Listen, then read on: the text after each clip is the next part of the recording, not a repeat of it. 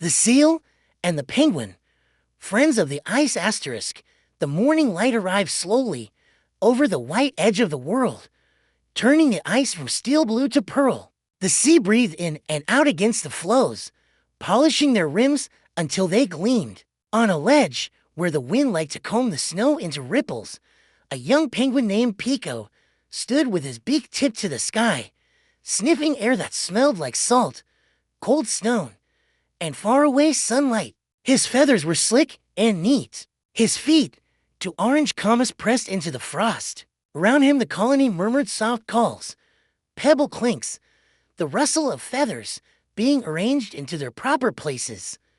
Pico loved mornings because mornings felt full of first chances. He trotted along the path the elders had stamped between nests and the water, balancing a smooth gray pebble on his foot. Every few steps, he flipped the pebble up and caught it on the curve of his beak, the way some penguins catch snowflakes. He was carrying it to a nest his very own, though it was only a circle of stones so far. A careful poem he had started to write with pebbles instead of words. Stone by stone, he told himself, setting the pebble into place so its flattest side faced the center. A nest says, "Here is a safe circle. Here is a place we will keep warm." He tapped it once clink so the sound joined the chorus of other clinks rising from the rookery. Building made him calm. It was like tidying a thought dot down the slope. The sea shivered with early light. Between the floes, a whiskered head popped up, dark eyes bright as polished coal. The youngster rose on a surge, burst into the air in a small arc of spray, and landed back with a slap that made Pico laugh out loud. The head turned. The swimmer saw Pico and blinked, surprised, then rolled onto his back as if to say, "Look, I can float like a piece of night." "Hello," Pico called, because greetings travel well over cold air. The swimmer was a young fur seal, not much older than Pico, with a winter-thick coat the color of wet basalt and whiskers like white commas. He paddled closer until his flippers brushed the ice edge and rested his chin there, as if the floe were a doorstep. "Hello," he answered. "I'm Sila." "Pico," said Pico, tapping his chest with the side of his beak. "Welcome to," he searched for a grand name for his small territory and settled on, "the great nesting neighborhood."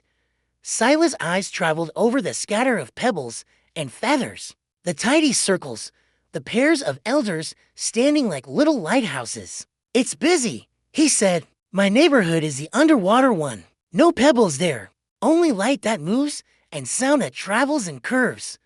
Pico hopped closer to the edge and peered into the water. It was so clear he could see his own face looking back, stretched into a funny oval by the angle. Beyond it lay a green-blue world where lines became waves and time seemed to slow. Sila flicked a flipper. The water wrote a silver sentence around it. "What brings you up?" Pico asked. "Curiosity," said Sila, "and sardines. But today mostly curiosity. The wind told me there was a penguin who builds like an artist." Pico tried to keep his feathers flat, so pride wouldn't make them puff. "I'm practicing," he said. "Stones belong in circles, or towers, or roads." He glanced at his pebble ring. "Right now, circles." Sila considered the circle. "It looks like a harbor," he said. "A place the wind would like. A place to come home to." Pico loved that. A harbor, a homeward he could hold in his beak. "Would you like to help me find a special stone?" he asked, then added quickly, "Only if you're not busy being a fish-chasing hero." Sila grinned and slid deeper, so only his eyes showed, like two moons peeking over a horizon. "I am brave in water," he said, a little shy now that he had said it aloud. "But I'm clumsy on ice. I could bring you a stone from the deep, if you can teach me how to stand here without sliding." Pico felt a spark a trait of talents, neat as two stones that fit together. "Deal," he said. "I'll teach you ice feet if you bring me a sea glass pebble. Something the waves have polished." Sila nodded solemnly. "A polished one," he promised, and vanished with the whisper swish of a diver who knows the doorways between air and water. Pico watched ripples travel out in rings, thinking, brave in water, clumsy on ice. I am the opposite. The thought was not a wall. It was a bridge.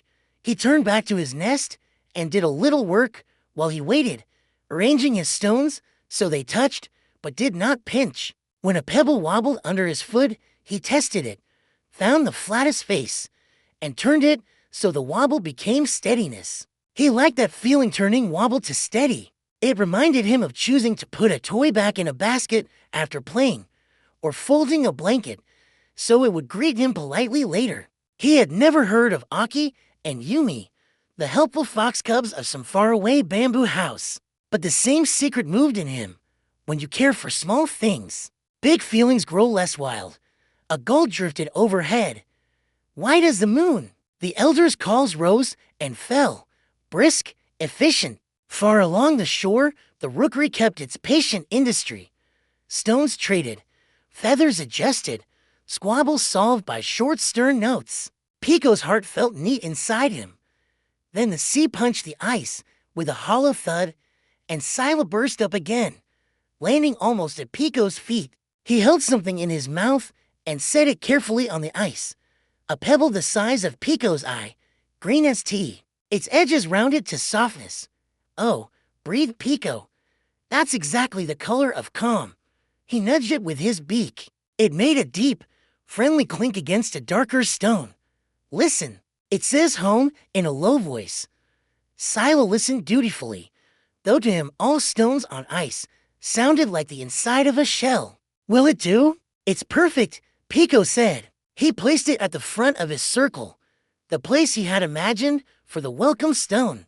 The nest looked more itself suddenly, as if it had been waiting for that one note in its song. Now teach me, said Sila, lifting himself up so his chest rested on the floe. His foreflippers spread, his hind flippers fanned like a broken fan. I am good at looking magnificent in water and ridiculous on land. Pico hopped back to make a runway. Step 1, he said, adopting the voice he used when he explained the pebble rules to younger birds. Feet under you, not behind. Spread your toes so the web touches as much ice as possible. Sila pulled one hind flipper forward, then the other, squinting like someone copying a delicate drawing. He tried to lift his chest, but his foreflippers slid, and with a dignified oof, he flopped forward, chin thumping the ice dot.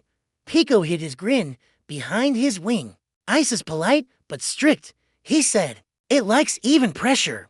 Try again with small moves. If you go fast, it laughs and sends you back. Sila tried again. This time he lifted, pressed, adjusted, making a slow-motion dance of it. His whiskers trembled with concentration.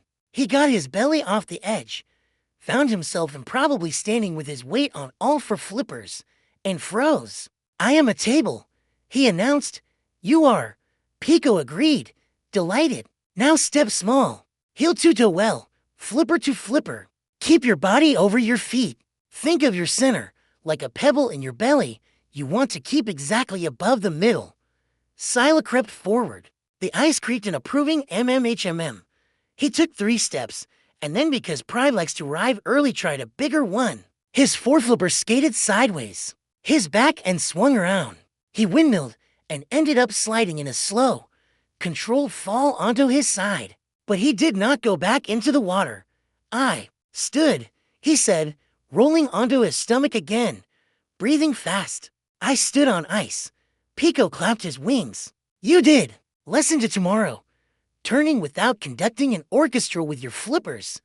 Sila laughed, a coffee, delighted sound.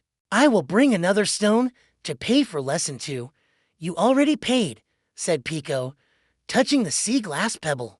But if the sea throws another gift, I won't say no. They practiced a little longer. Sila learning how to redistribute weight the way water redistributes light. Pico learning to read tiny shifts in Sila's balance and offer tips like softer knees and look where you want to go, not at your feet. When Sila grew tired, he slid happily back into his element, showing Pico a seal trick in return. How to lie on the lip of the ice and use the water's push to lift yourself onto it with less effort, not more, It's about timing, Sila explained. You do not fight the wave. You ask it to be your elevator. Pico tried it, traveling the short slide down to the water, with an elder watching skeptically from the left. The very cold licked his belly and bit it a little. He gasped, adjusted, felt the pull of the sea under him, like a strong patient hand, and as a swell rose, he let it lift him. He hopped and was up, almost without splash. He looked around quickly to see if anyone had noticed his small accomplishment. The elder who had watched gave a dignified nod. Pico contained a hop of joy inside his chest and saved it for later, the way one saves a shiny bead for the right pocket. The day went on with common business. The sun climbed and then sat, as if to say, I can see you well now. Carry on. Pico hauled more pebbles, trading a handsome speckled one for a flat granite someone else didn't need. Sila hunted below the floes, twisting through bright curtains of krill, startling at the sudden silhouette of a roaming orca far out beyond the shelf and sinking into shadow until the danger moved on. When he returned, he told the story in short sea sentences. Pico listened and felt a crackle in his feathers. The sea had such long corridors. The ice had such precise rooms. In the afternoon, the wind changed. It came from the south with a voice like torn silk. The elders lifted their heads. Weather, one muttered. Not a storm yet, but a rehearsal. Pico knew rehearsals. He liked rehearsals. They let the heart try a thing before the thing arrived. He checked his nest a quick tidy to make sure no stone stuck out like a rude elbow. He checked his path to the water the same way he would check a floor for runaway beads of ice, so little feet wouldn't learn the painful language of stepping on a point. He looked for Sila and found him lounging near the ice edge, eyes half closed. Do you feel it? Pico asked. Sila opened one eye. The wind riding faster. Yes.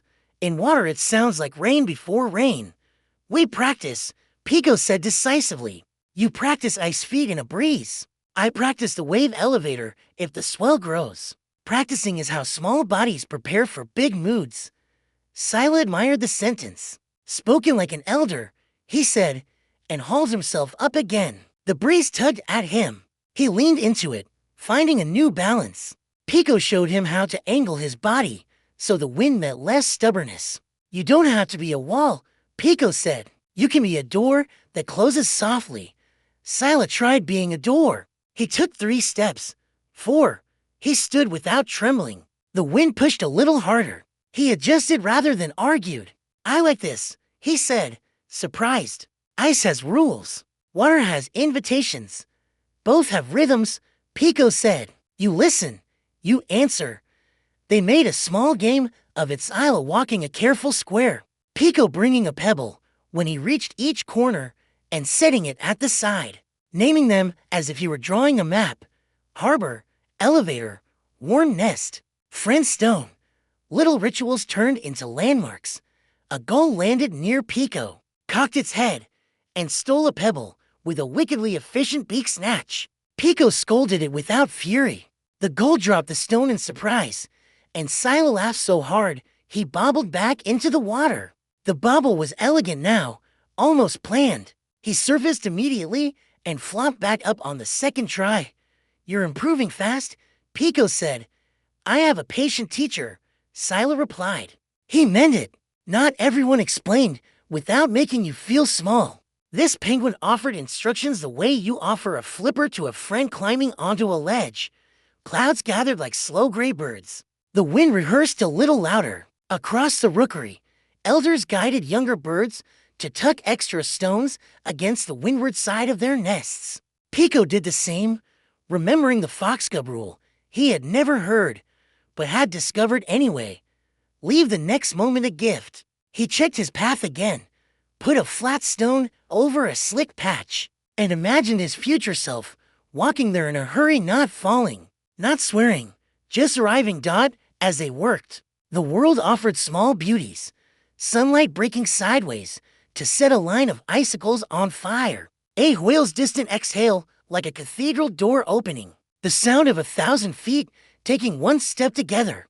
Pico felt part of that one step. He felt, in a way, he hadn't yet named, like a helper.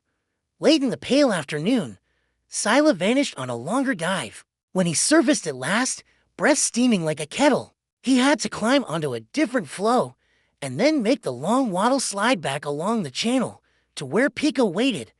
"I brought you the second payment," he announced, and placed a pebble beside the first sea glass stone. This one was black as night and shot through in one corner with a white line like a tiny horizon dot. Pico touched it with his beak. The clink was higher, a little bell. "Two notes," he said. "Calm and night. My nest has a song now." Sila lay with his chin on the ice and watched Pico place it. The wind lifted the tips of Pico's feathers.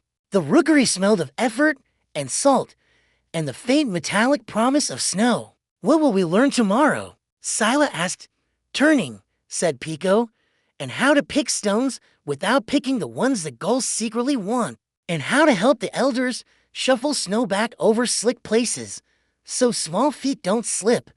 In return," Sila said, "I will teach you the pause before a wave lifts, and maybe how to follow a glitter road sun on fish without losing the surface."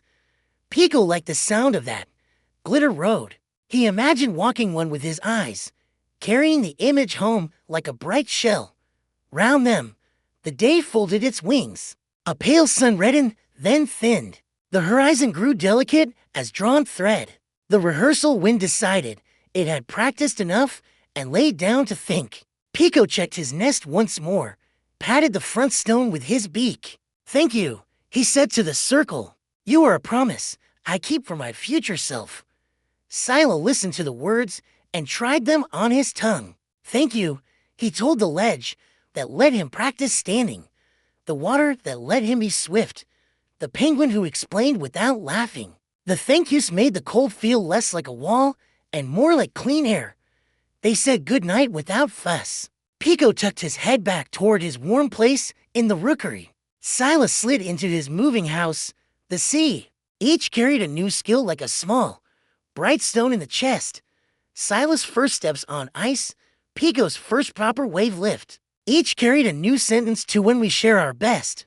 The world grows steadier dot and far out, where the ice gave way to water in a patient stare. The first star touched the evening and made a single spark on the sea. Like a pebble's clink made of light, Asterisk the next morning broke with a pale shimmer over the horizon. The sea breathed softly, its edges lined with new ice crystals, thin as glass windows.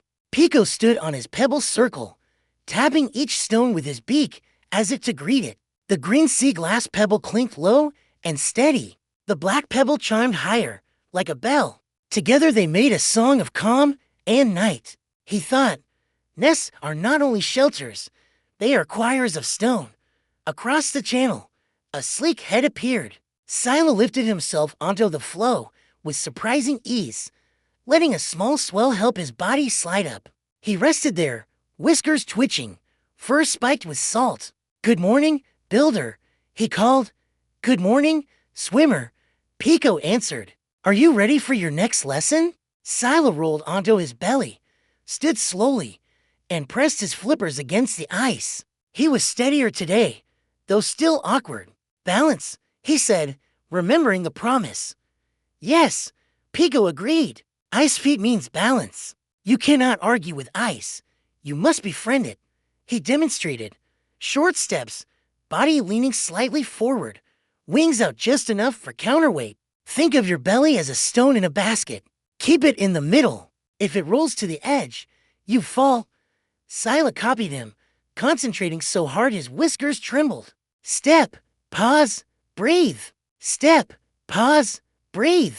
He managed a short line before his back flipper slid, sending him into a slow spin. He landed with a grunt, belly down. "Too much pause," Pico said kindly. "Balance is not freezing. It is moving while steady. Try again. Softer." Sila got up, dusted snow off his whiskers, and tried again. This time he loosened his knees, let his body flow. The ice hummed under him instead of laughing. He walked 3 steps, then 4. His chest swelled with pride. Good. Pico clapped his wings. Now, lesson 2. Turning. Turning? Yes. On ice. Turning without care makes you fall. You must let one foot guide, the other follow. Like drawing a circle, he demonstrated, pivoting around his right foot, body curve like a question mark. Sila tried, too sharp at first, slipping onto his side. But Pico helped him up, showed him smaller arcs. By the 4th try, Sila made a neat half circle. I turned. Sila shouted, tail flicking. Not bad for a sea acrobat. Pico teased. They practiced until the sun climbed high. Then Pico said, your turn. Teach me something. Sila's eyes gleamed. The pause before a wave lifts, he said. Come. They went to the floe edge. Pico stood ready, nervous. The sea licked at the ice with small, patient laps. Close your eyes. Sila instructed. Feel the pull on your feet. The water draws in before it rises. That draw is the breath before the lift. Step forward with it, not after. Pico tried. He felt the sea tug, then push. He hopped but too late, splashing. Cold water clutched his belly. He scrambled back up, feathers dripping. Too slow, Sila said. Again. They practiced again and again. On the 5th try, Pico caught the rhythm, hopping as the swell rose. The water lifted him instead of fighting him. He landed neatly on the floe. His heart leapt. I did it. Sila grinned, whiskers shining. You asked the wave, not argued with it. That is balance in water. The 2 friends laughed, trading lessons, Pico teaching careful steps, Sila teaching flowing hops. Balance on ice, balance on water. 2 rhythms, 1 friendship. As they rested, a gull swooped overhead, dropping a fish scale that glittered like silver paper.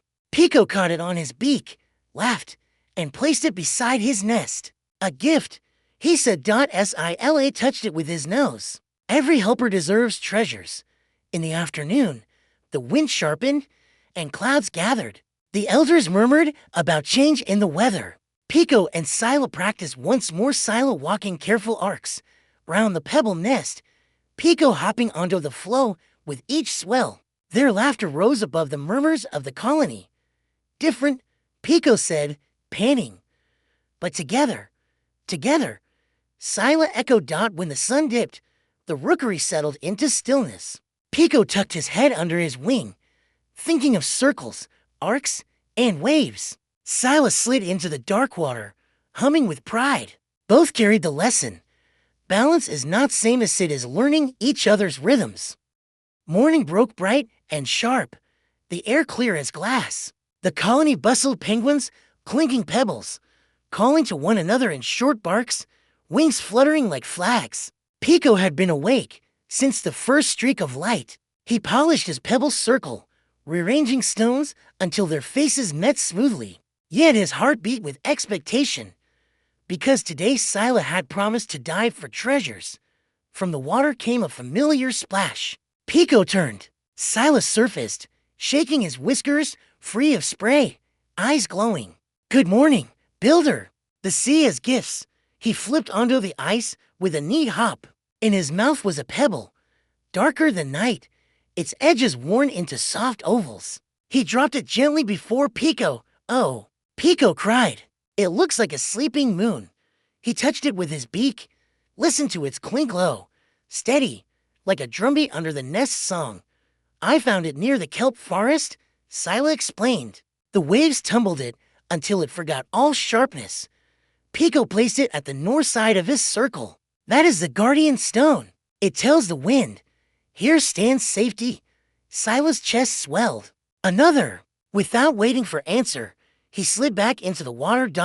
While he was gone, Pico straightened feathers and tittied stones. He thought of helpful habits, making beds, folding clothes, stacking blocks, the way small fox cubs somewhere far away practiced. Pebbles were his toys, his blankets, his way of keeping order. And now, with Sila's help, his nest would shine. Minutes later, Sila returned, puffing with effort. In his mouth gleamed a pale stone, almost white, with veins of gray. He dropped it carefully. This one hid deep, under a ledge. I wrestled it free, Pico gasped. It looks like frost captured forever. He set it opposite the moonstone.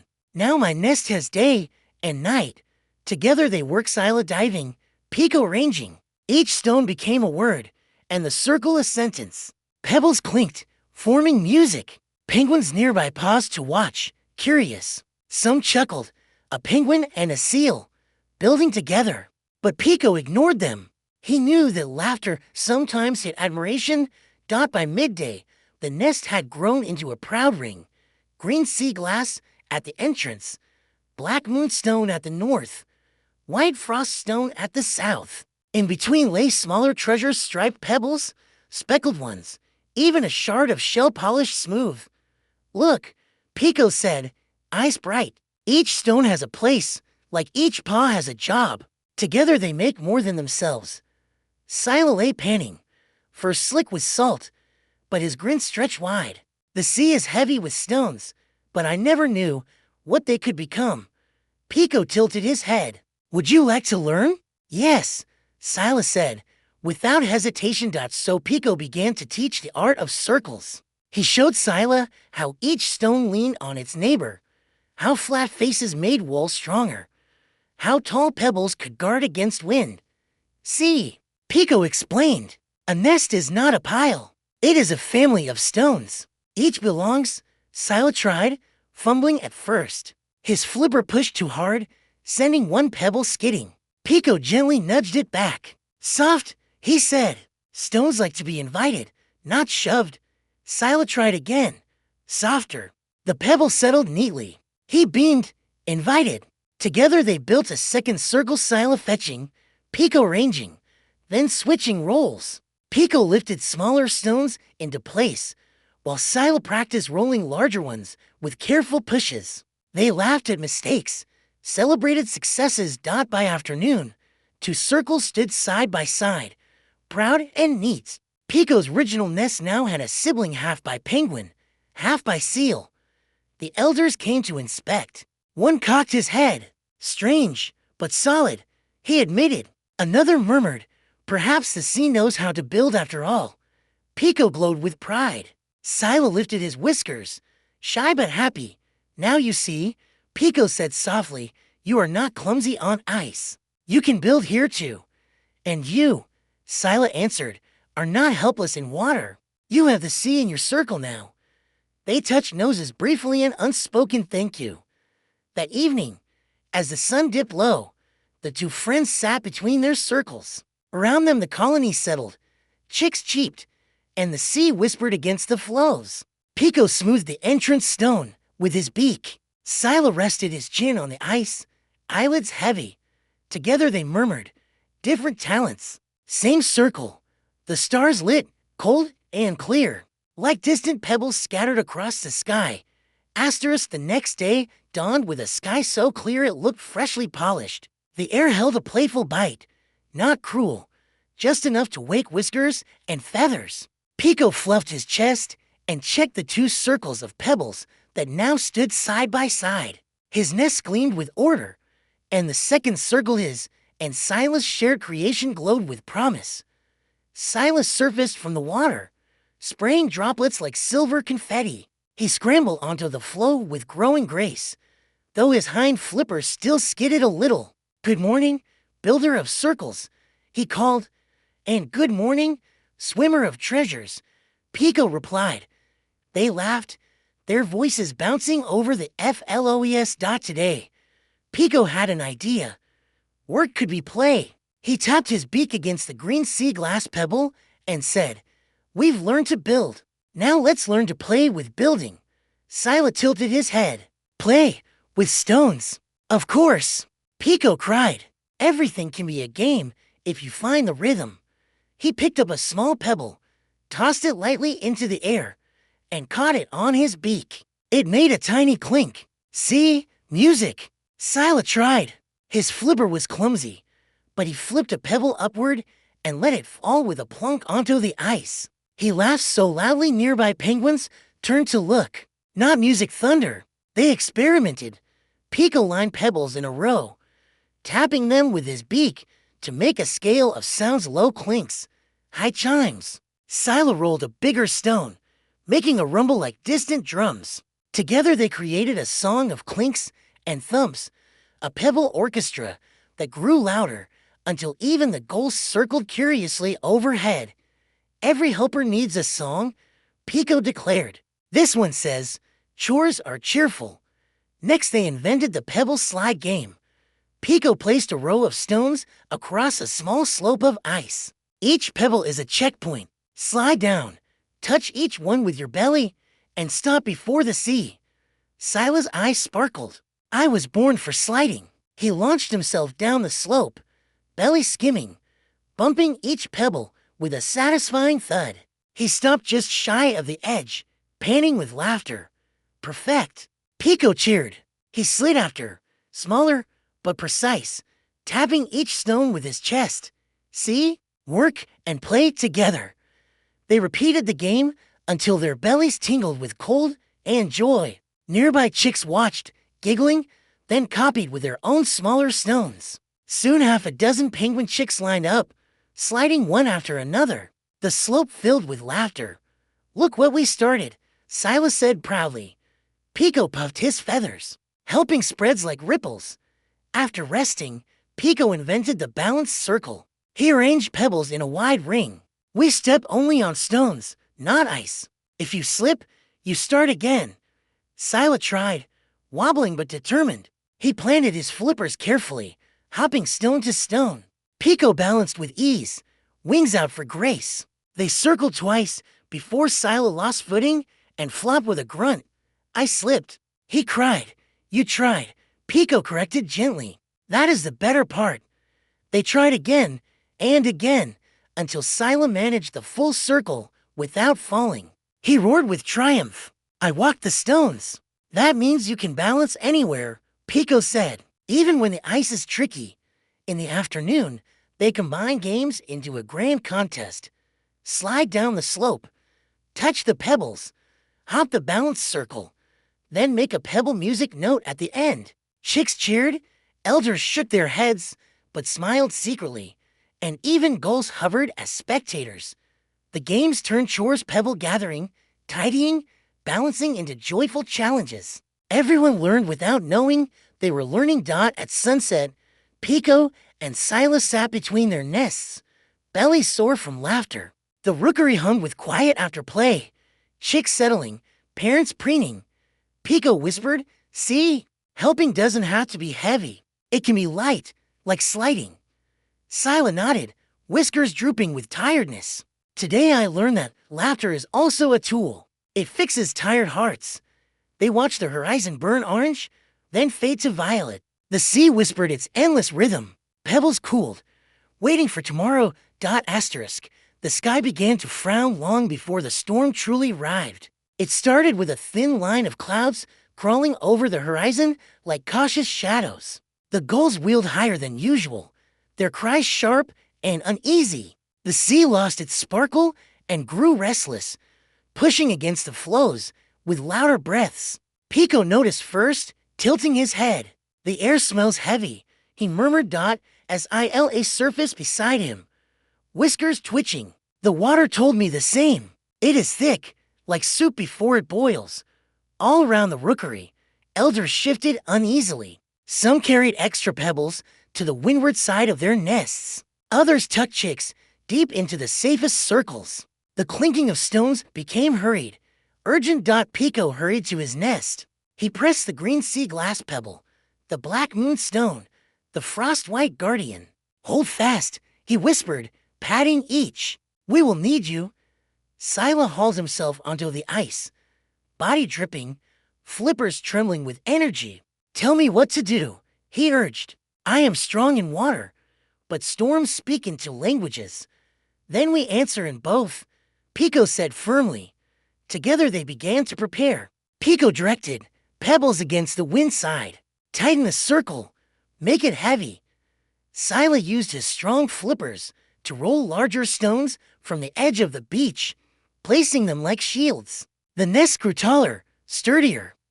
The wind arrived with a low growl, tugging feathers and whiskers. Snow swirled in thin threads, stinging eyes. Chicks peeped anxiously.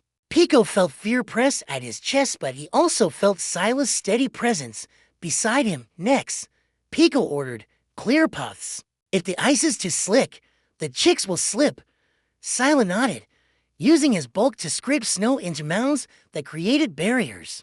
Pico guided smaller ones, packing them into ridges. The paths became safer, easier for short feet. The first blast of the storm hit. Ice moaned, nests shuddered, waves slammed the floes with hollow booms. Snow came sideways, a white wall. Penguins huddled close. "Stay low," Pico shouted above the howl. Wings wide, bellies down.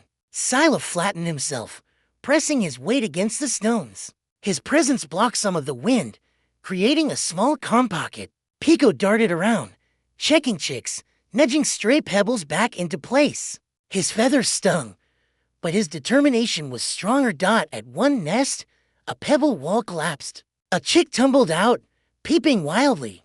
Without thinking, Pico leapt forward, catching the chick against his chest. The wind nearly toppled him, but Sila surged over, bracing him with his body. Together they carried the chick back to safety. "Thank you," the elder parent gasped. Pico only nodded, heart hammering. Hour after hour, they fought the storm-rolling stones, blocking wind, guiding lost penguins. Each time, Pico's small body faltered, Sila's larger one shielded him. Each time Sila slipped on ice, Pico guided him with sharp instructions. "Left flipper steady, bend knees, small steps." At last, after what felt like forever, the storm began to sigh instead of roar. Snowflakes softened, falling gently instead of stabbing. The sea calmed to a tired heave. The rookery emerged from huddles. Many nests had lost stones, but most stood. Chicks cheeped, frightened but alive. Elders shook out their feathers, pride hidden in their eyes. Pico collapsed beside his circle, breathing hard. Half the stones were gone, scattered into drifts. Yet the core remained: the green pebble, the black one, the white one. He touched each with his beak. "You stayed," he whispered. Sila flopped beside him, fur caked with ice, eyes shining. "We stayed too." Pico looked at him, then at the rookery. "We couldn't have done it alone. Storms are big," Sila agreed. "But friendship can be bigger." Round them, chicks copied their words.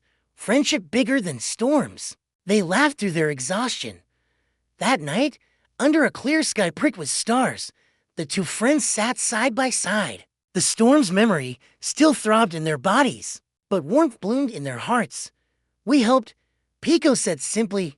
"We helped together," Sila corrected. Smiling, the lesson settled deep. Storms will come, but shared paws flipper, and wing make any shelter stronger. The morning after the storm carried the cleanest silence Pico had ever heard. The ice sparkled as if the wind had polished each flake, and the sea rose and fell with a weary gentleness.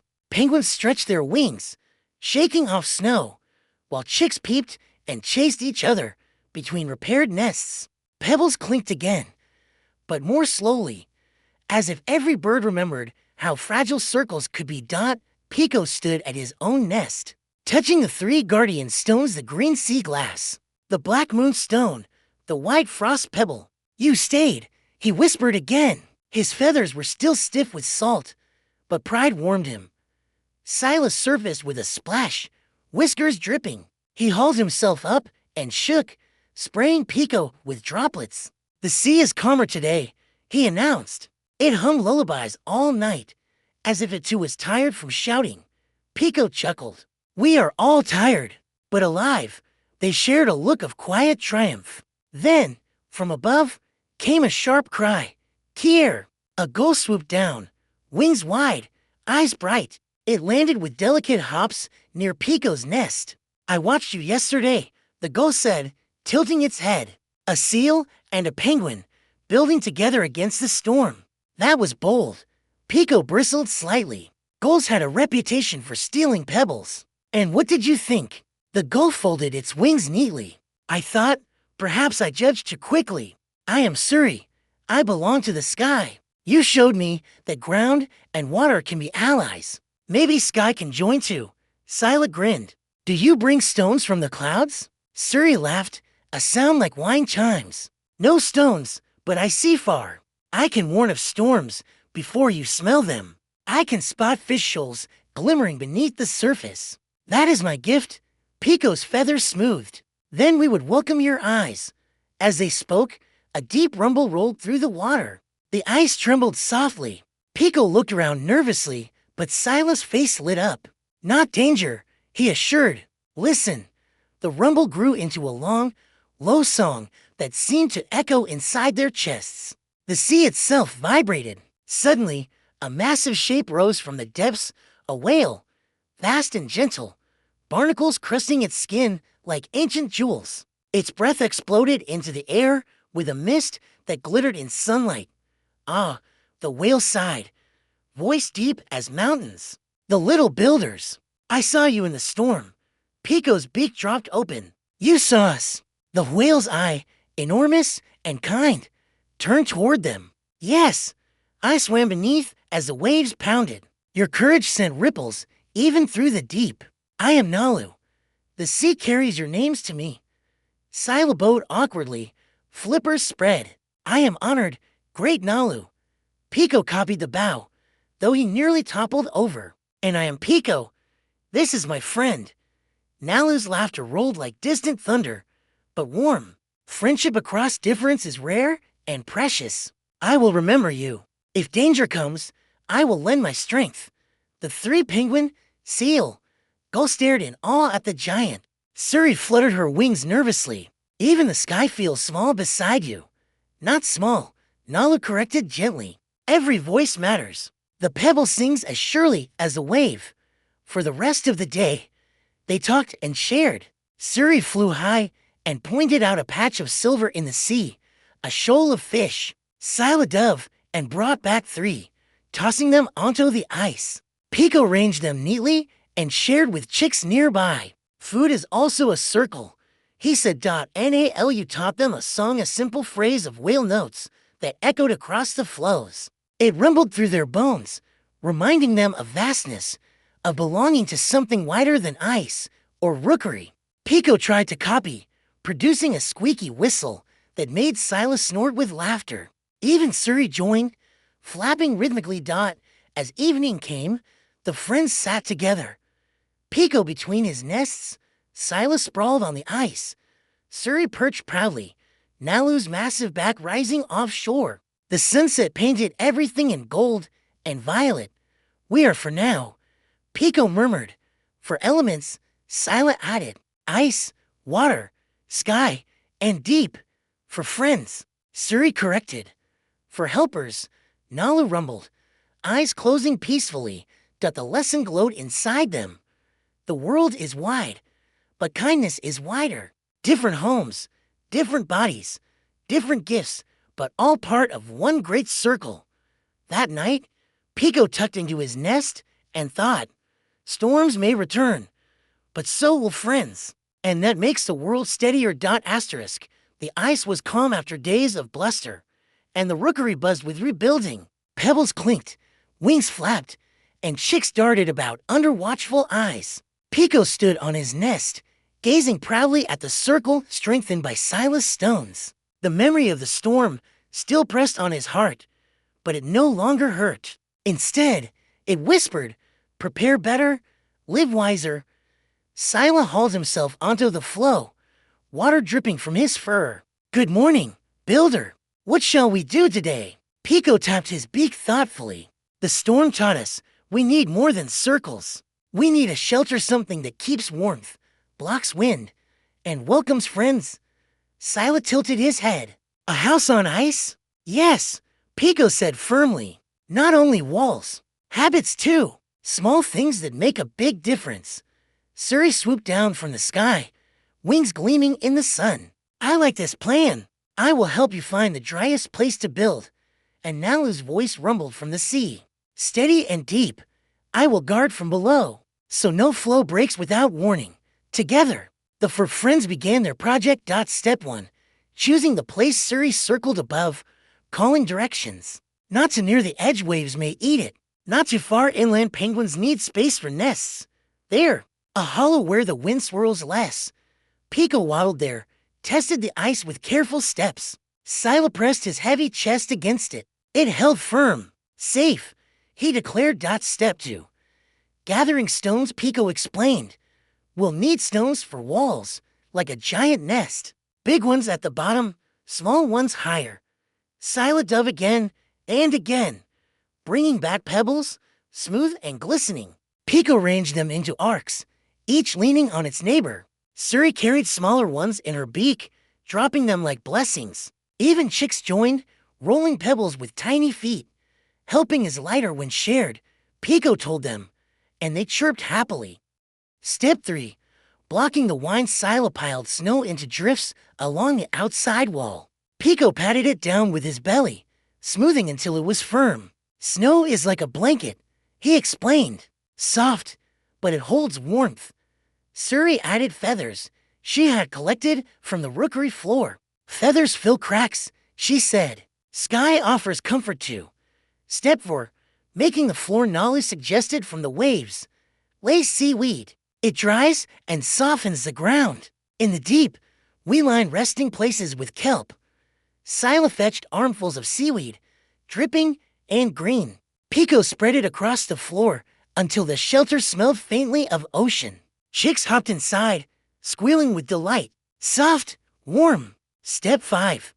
Daily habits. When the shelter stood solid, Pico said, now we must learn habits to keep it safe. A house is only strong if we care for it every day. He listed them. Sweep snow out each morning so it doesn't pile. Put pebbles back if they slip.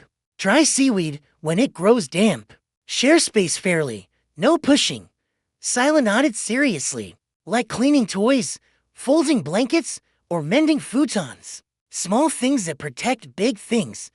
Suri added, and always check the sky for signs of change. Clouds whisper before storms. Nalu rumbled approval. And listen to the sea. Cracks and ice speak before they break. Together they practiced sweeping, smoothing, tidying. Chicks learn quickly, singing a new tidy-up song.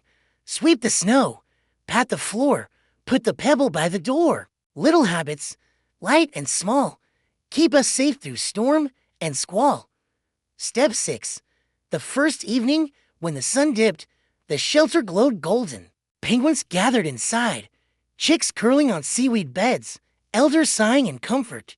Pico stood tall, chest proud. This is not just a house, he said. It is a promise we keep with each other. Sila leaned against the wall, smiling. A promise built of pebbles, snow, feathers, and seaweed, and habits. Suri perched at the entrance, wings half open. Sky guards the doorway. Nalu's song rolled from below, deep as the earth, and sea holds the foundation. That night, as stars lit the heavens, the shelter stood strong, warm and bright. Inside, penguins and their new friends felt something greater than safety. They felt belonging. Pico whispered to Sila, helping is not only in storms. It is in every small sweep and careful pebble. Sila nodded, eyes closing, and every thank you. The lesson of the day echoed. Big shelters are built from small habits. Asterisk, the shelter stood strong, its pebble walls neat, its seaweed floor soft. Penguins praised it, chicks sang inside, and even elders admitted it was clever. Pico's chest swelled with pride each time he passed. Sila beamed whenever he hauled new seaweed or pressed his body against the wall to test its firmness. Their friendship had never felt brighter, but brightness sometimes casts shadows. One afternoon, Pico inspected the shelter's entrance. He noticed snow piled at the threshold and a few pebbles scattered carelessly. His feathers bristled. We said sweep every morning, he muttered, nudging the snow aside with sharp motions. Sila lounged nearby, whiskers dripping after a dive. He flopped onto the ice with a satisfied sigh. The seaweed inside smells fresher now. I brought a whole new bundle. Yes, but look at the doorway. Pico snapped, pointing his beak. If snow piles up, chicks might slip. If pebbles scatter, someone could fall. Sila blinked, surprised by the sharpness. It's only a little snow, and the wind will blow it away. No. Pico stamped his feet. The wind is lazy. Habits keep us safe, not luck. Sila's ears twitched back. You fuss too much. Not every pebble needs guarding. Every pebble matters. Pico cried, feathers puffing. That's how circles stay strong. You don't understand because you live in water where nothing stays still. Sila's chest tightened. And you don't understand water because you're afraid of it. Always clinging to stones, always measuring. The sea is bigger than your little rules. The words cut deeper than ice. Pico's beak snapped shut. His heart throbbed, hot and hurt. He turned away, muttering, maybe I should build alone. Maybe you should, Sila growled, sliding back into the water with a splash that stung like rejection. The shelter grew too quiet. Chicks who had overheard whispered anxiously. Elders exchanged looks. Even Suri, circling above, frowned at the tension. For 2 days, the friends barely spoke. Pico kept to his pebbles, tidying obsessively. Sila vanished for long dives, returning only to flop at the edge without a word. The shelter stood, but warmth had drained from it. On the 3rd day, Suri swooped down. This is foolish, she scolded. What is stronger, stones or water? Stones, Pico muttered. Water, Sila insisted at the same time. Nalu surfaced nearby, his massive eye watching. You are both wrong, the whale rumbled. Neither is stronger alone. Storms prove it. Stones without water crumble. Water without stones floods. You need each other. Suri added sharply, and chicks need both of you. They look to you for lessons. What are you teaching now? Pride. Pico shuffled his feet. His feathers prickled with shame. I only wanted safety, he whispered. Sila lowered his whiskers. And I only wanted freedom. But maybe I spoke harshly. They turned toward each other slowly, like icebergs drifting close after drifting apart. Pico's eyes softened. I should not have mocked the sea. And I should not have mocked the stones, Sila admitted.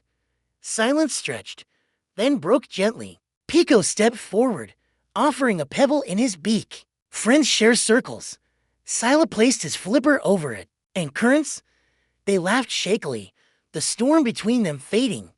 Together they tittied the shelter, Pico sweeping snow, Sila rearranging seaweed. They spoke more gently this time, listening instead of snapping. Chicks peeked in, relieved, and soon joined in with giggles. That night, under a calm sky, the shelter felt warmer again. Pico leaned against Sila's side. Different doesn't mean wrong, he said softly. Sila nodded. It means we have more to teach each other. The lesson lingered. Friendship bends without breaking, if hearts choose forgiveness. The rookery stirred with its usual clinks and calls when a cry pierced the morning. Sharp, desperate, unlike the daily chatter. Pico turned, feathers rising. An elder penguin stumbled forward, wings flailing. My egg rolled from the nest. Every bird froze. Eggs were treasures, fragile promises of tomorrow. Sila hauled himself onto the ice, water dripping from his fur. Where? The elder pointed with a trembling beak. The slope beyond the ridge. The storm loosened the stones. The egg slipped. Pico's heart clenched. He dashed toward the ridge, Sila thumping beside him. Suri circled overhead, eyes sharp, while Nalu's rumble echoed from the sea. I will watch the edges. They reached the slope. Snow slanted steeply toward a gap in the flow, where the sea foamed hungrily, and there halfway down lay the egg. White and smooth, rocking with every gust of wind. Pico gasped. If it rolls farther, it will fall, Sila finished grimly. For a moment, fear rooted them. Then Pico lifted his chin. We cannot let it. Stones can hold, wings can guide, flippers can carry.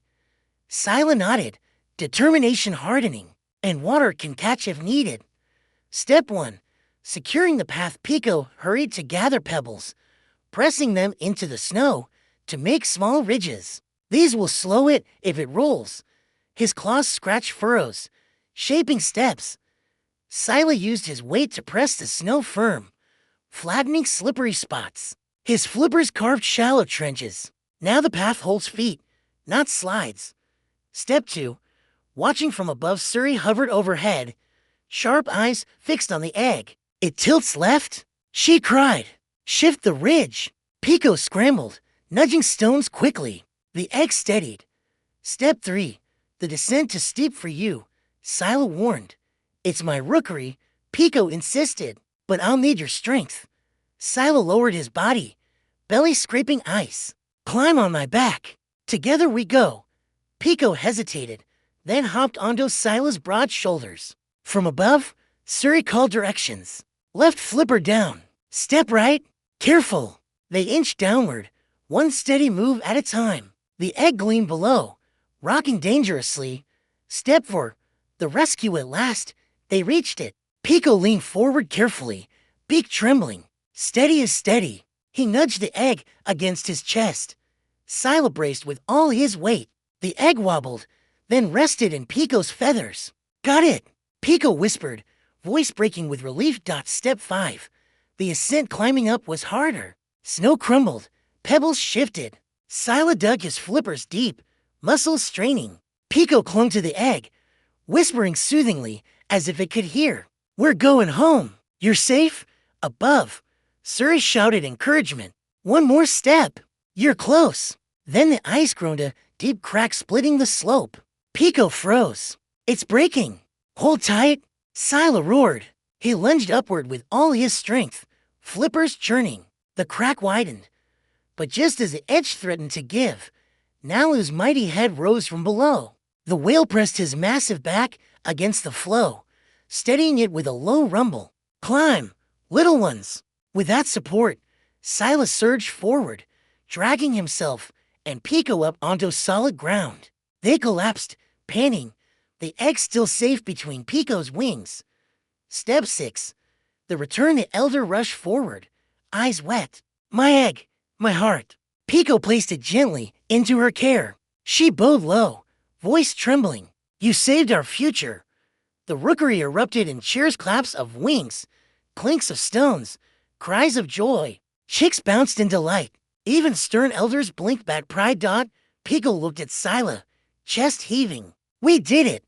Sila's whiskers twitched into a grin. No, we all did. Stones, wings, flippers, sea. Each gift together. Suri preened proudly. Sky's eyes kept watch. Nalu's laugh rumbled deep, and Sea's back held firm. The circle of friends stood together. Penguin, seal, gull, whale hearts glowing brighter than the sun. That night, as stars scattered across the dark, Pico whispered, the egg was fragile, but so is every promise. We kept it safe because we trusted each other. Sila murmured back, and friendship is the nest that holds it all. The lesson of the day lingered. True help requires every gift, every friend, every element: ice, water, sky, and sea. The rescue of the egg became the talk of the entire rookery. Everywhere Pico waddled, penguins tapped their beaks in thanks. Sila was greeted with respectful nods from elders who once muttered that seals belonged only in the sea. Suri circled proudly, telling the tale in sharp cries that carried across the ice. And Nalu's deep song rolled beneath the floes, spreading the story through the undersea corridors until even distant whales hummed it back. Pico, shy but proud, finally raised his wings. If we truly want to remember this, let's not just tell it, let's celebrate it. Sila's whiskers twitched. A celebration? Yes, Pico said, eyes shining. A festival on the ice. A day to thank every gift. Stones, water, wings, and sea. Word spread quickly. Elders approved. Chicks squeaked in delight. Soon the rookery buzzed with preparation. Step 1. Building the circle. Pico insisted the festival needed a great circle larger than any nest. He directed penguins to place stones in a wide ring on the flat ice near the shore. Each pebble, he explained, represents one helper. Sila hauled heavy stones from the beach, rolling them into place. His strength gave the circle weight. Suri swooped overhead, dropping small white pebbles she had collected from cliffs, scattering them like stars. Sky adds sparkle, she declared. By the time the sun reached its peak, a grand ring gleamed. Black, green, Gray and white stones arranged in harmony. Step 2. Preparing food. Sila dove into the sea, chasing schools of fish. He leapt back with shining silver in his mouth, dropping them proudly on the ice. Sea provides plenty. Pico arranged them neatly, pairing fish with seaweed. Sila carried up. Chicks helped by fetching snow to pack around the food, keeping it fresh. Elders added krill cakes and dried algae treats. When Nalu surfaced, his massive head towering, he offered kelp draped across his back. From the deep gardens, he rumbled. Penguins dragged it ashore, grateful. Step 3. Decorations. Suri directed chicks in gathering feathers, fallen from molting. They tied them with seaweed strands, creating banners that fluttered from ice ridges. Pico added polished shells as ornaments, while Sila carved small pots with his flippers, making patterns that glittered in sunlight. Soon the ice looked transformed, bright, joyful, alive. Step 4. The procession at sunset. Penguins lined up, chicks first. Each carried a small pebble, a symbol of help. They waddled into the great circle and placed the stones one by one, forming a mosaic inside. The rookery sang softly, low clinks, steady rhythms, wings tapping the air. Sila entered next, carrying the black moonstone he had once found. He set it in the center, bowing low. For balance, he said. Pico followed, placing the green sea glass pebble. For calm, Suri dropped a feathered charm. For flight, and Nalu, rising tall offshore, blew a column of spray that sparkled into a rainbow over the circle. For depth, he sang. Step 5.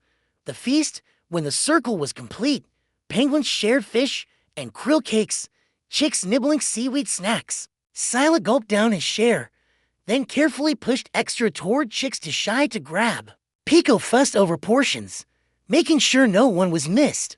Suri stole a fish, then laughed and dropped it back for a chick who giggled.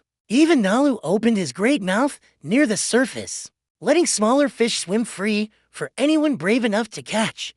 The air filled with laughter, songs, and the clink of pebbles as penguins tapped them like drums. Step 6.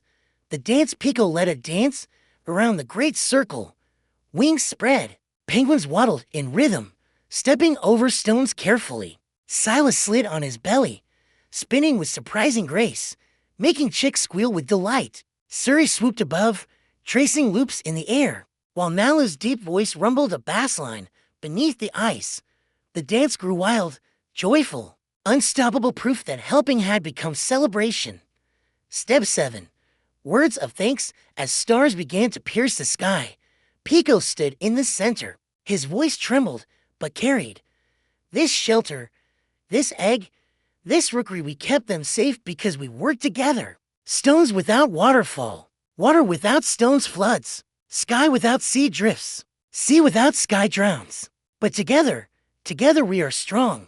The rookery finished, voices echoing like thunder. Sila lifted Pico onto his shoulders so all could see. Suri perched on his head, and Nalu rose behind, enormous against the stars. For friends, for gifts, one circle. The night glowed with unity. Penguins pressed close, chicks snuggled. The air hummed with warmth despite the cold. The festival ended only when dawn painted the horizon.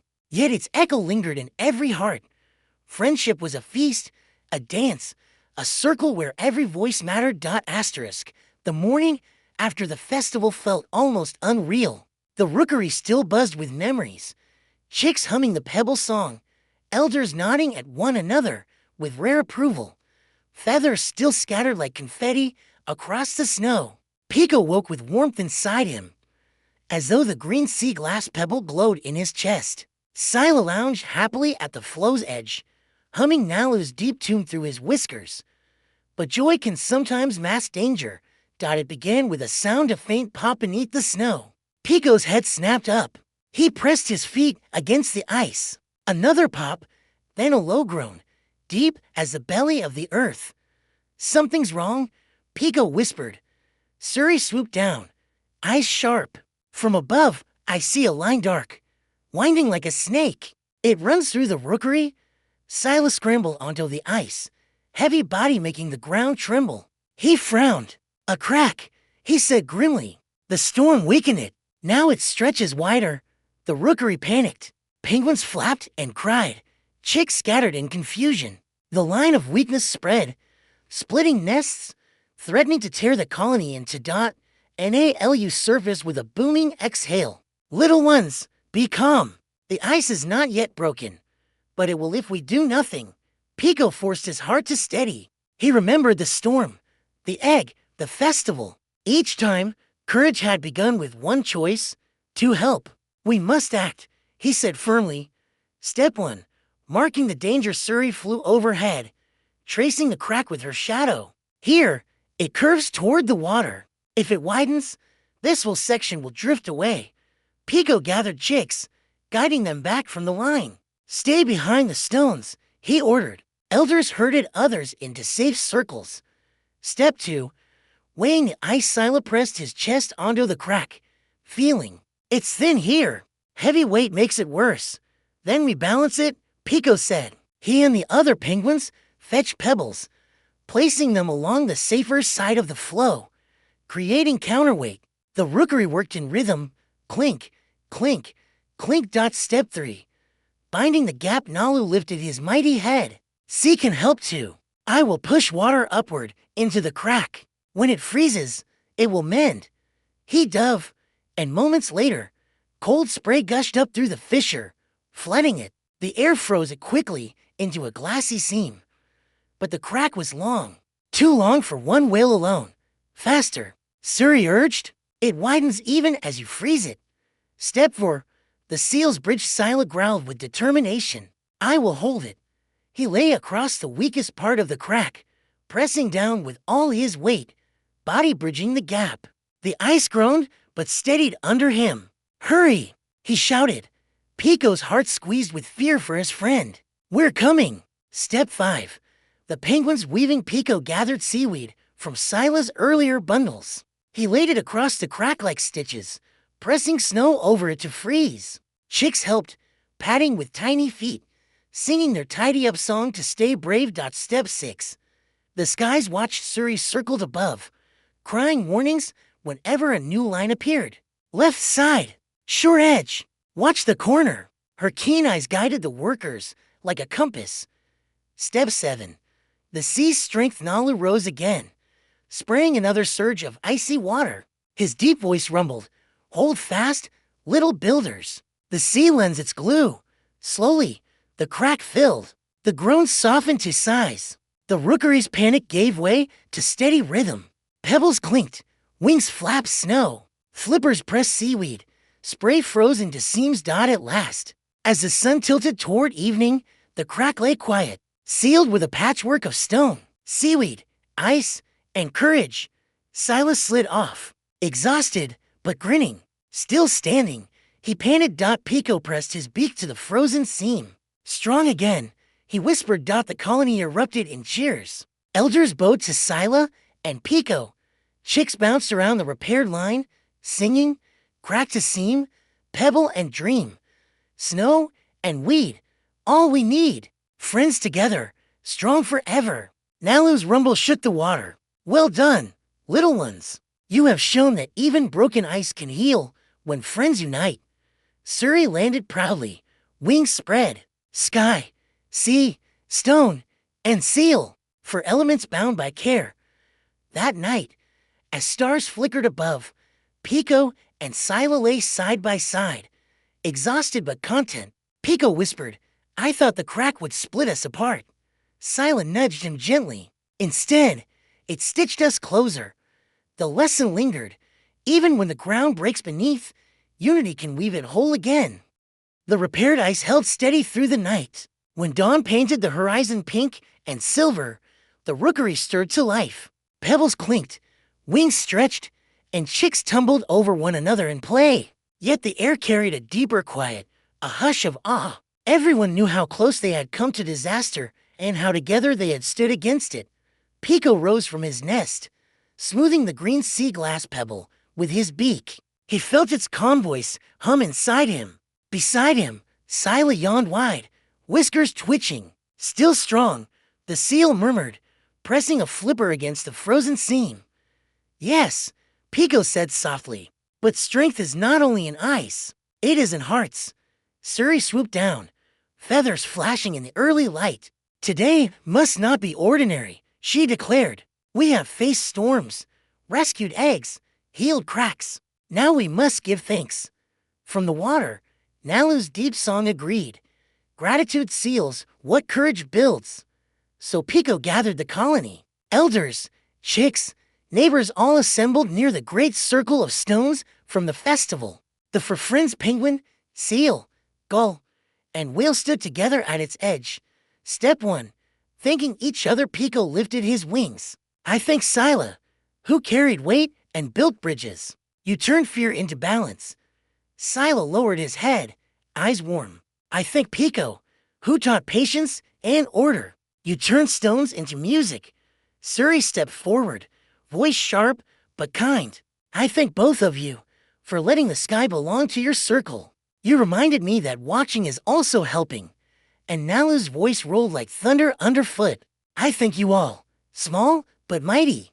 You showed even the sea that size is not the only strength. Step 2. Thanking the colony together, the return to the rookery. Pico bowed. Thank you, elders, for wisdom. Thank you, chicks, for courage in small feat. Thank you, neighbors, for lifting stones and sharing fish.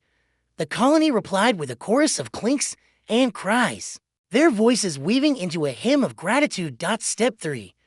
Thanking the world. Suri soared into the sky. Thank you, winds, for warning us of storms. Sila slapped the water with his flippers. Thank you, sea, for treasures and strength.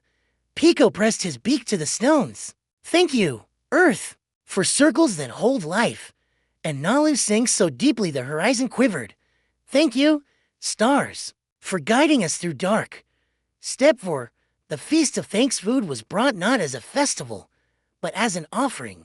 Fish laid carefully on seaweed mats, krill cakes arranged in spirals, snow packed into bowls for thirst. Each penguin served another before serving themselves. Even Sila nudged fish toward chicks, and Suri dropped scraps for those too small to reach. Gratitude tastes sweeter, Pico whispered as he shared his portion with a neighbor. Step 5. The circle completed at the center of the great stone ring. Pico placed his 3 guardian pebbles, green, black, and white. Sila added a smooth shell from the sea. Suri laid 1 shining feather, and Nalu pushed a large stone from the deep. Barnacle-crusted but strong. Together, Pico said. Together, echoed Sila, Suri, and Nalu. The circle glowed in the low sun. Every stone a memory, every gift a promise. Step 6. The song of thanks. Nalu began with a low note, deep as the earth's heart. Sila added rhythmic slaps of his flippers. Pico tapped stones and clinks and chimes. Suri wove high cries above. The rookery joined, a chorus of wings, beaks, and feet. The song rose into the sky, sank into the sea, and wrapped around the ice like a blanket. Gratitude became music, binding them tighter than fear ever could. Step 7. The lesson when the song faded. Pico spoke quietly, but clearly. We have learned that storms test us, cracks scare us, and eggs remind us of fragility. But thanks makes us whole. A helper without gratitude is only a worker. A helper with gratitude is a friend. Sila nudged him. And friends together are stronger than any storm. Suri added, even the sky feels steadier when thanks is spoken. Nalu rumbled, gratitude is the tide that never recedes. The final evening that night, under a sky jeweled with stars, the 4 friends sat by the circle. The rookery dozed in peace, chicks churring softly. The ice beneath them was whole, the sea calm, the air crisp. Pico leaned against Sila's warm side. We began with stones and splashes. Sila smiled, and ended with circles and songs. Suri tucked her head under a wing, and in between, we found trust. Nalu's eye glimmered like a second moon. Remember this, the world is wide, but the circle of thanks is wider still. As the night deepened, The friends grew quiet, each heart steady. They knew storms would come again, cracks would threaten, and eggs would roll. But they also knew they would never face them alone. The last thought before sleep was simple, shared by all. Thank you.